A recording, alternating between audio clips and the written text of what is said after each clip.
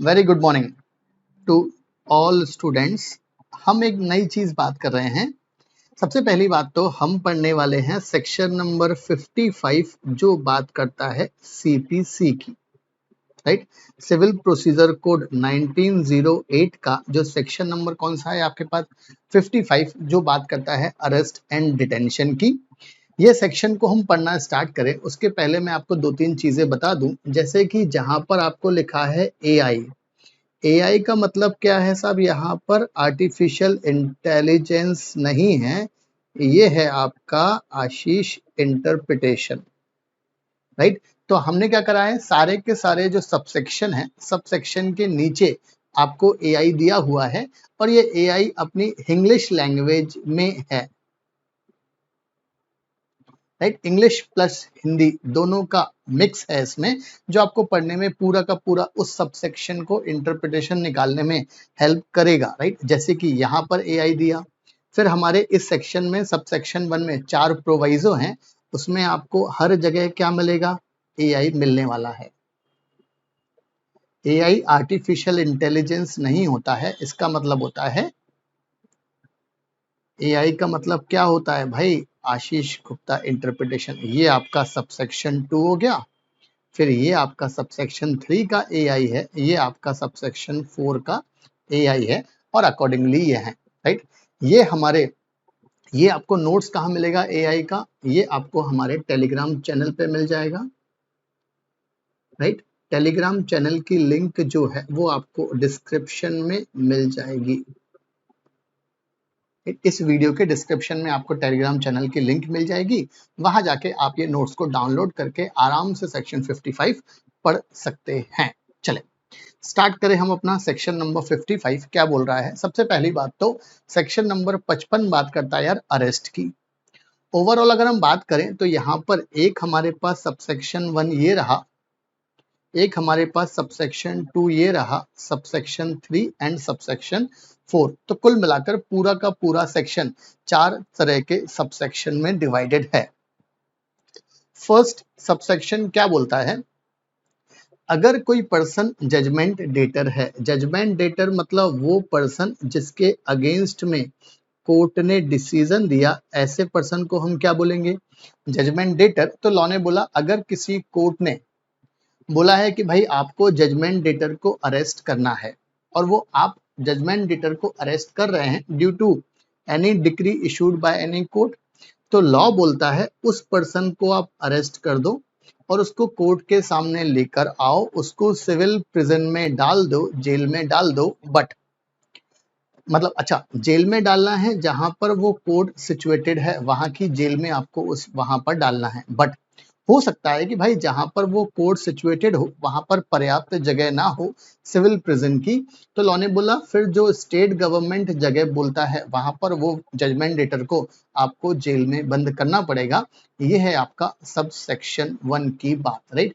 ये 4 लाइन में, ये 3.5 लाइन में एआई इंटरप्रिटेशन में पूरी की पूरी चीज है। इफ जजमेंट डेटर को अरेस्ट करना है due to any decree issued by court, law बोलता है उसको अरेस्ट करो, आप उस पर्सन को अरेस्ट कर दो एंड कोर्ट के सामने आप उस पर्सन को अरेस्ट करने के बाद क्या करो, आप उस पर्सन को अरेस्ट करने के बाद कोर्ट के सामने लेकर आओ। अच्छा, जो ग्रीन कलर में अंडरलाइन में ग्रीन कलर में है वो एआई है, वो हमारा इंटरप्रिटेशन है। AI stands for Ashish interpretation. Civil prison में डाल दो, जहां पर कोर्ट सिचुएटेड है वहां की आपको सिविल प्रिजन में डालना है। अगर वहां पर उस सिविल प्रिजन की जगह नहीं है तो लॉ ने डिटेंशन के लिए, तो लॉ ने बोला किसी और जगह रखो जेल में जहां पर सेंट्रल स्टेट गवर्नमेंट बोलता है। ये हुआ हमारा सबसेक्शन 1। फिर इसके बाद 4 इसके आते हैं प्रोविजो। पहला प्रोविजो क्या बोलता है कि भाई आपको अरेस्ट करना है, याद रखना भाई, सनराइज के बाद सनसेट के पहले, मतलब सुबह लगभग 7 बजे 6 बजे जब आपका सूरज उग जाता है तब आपको अरेस्ट करने जाना है और उसको सनसेट शाम को जब सूरज डूब गया उसके बाद नहीं कर सकते। मतलब सीधी बात है, जब सूरज चाचा चाचू आते हैं तब आप अरेस्ट कर सकते हैं, या वो जा रहे हैं, लॉ ने बोला इस ड्यूरेशन के बीच में आप अरेस्ट कर सकते हैं। सूरज उगने के पहले, सूरज ढलने के बाद फिर वो आपको अरेस्ट नहीं करना है।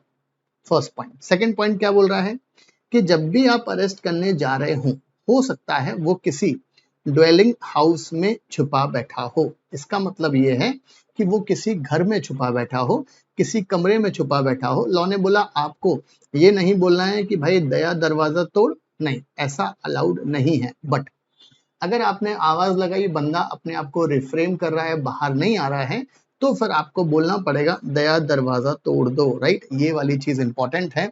ये हमारा सेकंड प्रोविजो बोलता है कि नॉर्मली तो आपको दरवाजा नहीं तोड़ना है। भाई मूवीज में जो दिखाते हैं ना, वो कुछ ज्यादा दिखा देते हैं, वो दरवाजा तोड़ दिया उन्होंने, बट ऐसा लॉ में अलाउड नहीं है अरेस्ट के पर्पज से। सेक्शन नंबर 55 ये बात कहता है आपको दरवाजा नहीं तोड़ना है। बट अगर आपको लगता है कि यार वो व्यक्ति को हमने आवाज लगाई, व्यक्ति नहीं आ रहा है, अंदर छिपा बैठा है, तो फिर आप दया को दरवाजा तोड़ना पड़ेगा। ये हमारा सेकंड प्रोविजो इसकी बात करता है। थर्ड प्रोविजो बोलता है कि अगर जिस टाइम पर वो व्यक्ति किसी घर में छुपा बैठा है और उस घर में, उस पर्टिकुलर रूम में अगर कोई वुमेन होती है, तो लॉ ने बोला आपको मैडम को नहीं गिरफ्तार करना है, आप वुमेन को रीजनेबल टाइम देंगे कि मैडम आप ये रूम खाली करके, दरवाजा घर खाली करके आप बाहर चली जाएं, ताकि हम उस पर्सन को अरेस्ट कर सके। क्या लिखा है, इफ जब जजमेंट डेटर को अरेस्ट करने गए घर पर, बट वहां पर कोई वुमेन भी है, लॉ बोलता है कि रीजनेबल टाइम देना पड़ेगा वुमेन को कि वो उस रूम से बाहर चली जाए, so that judgment debtor, JD stands for judgment debtor,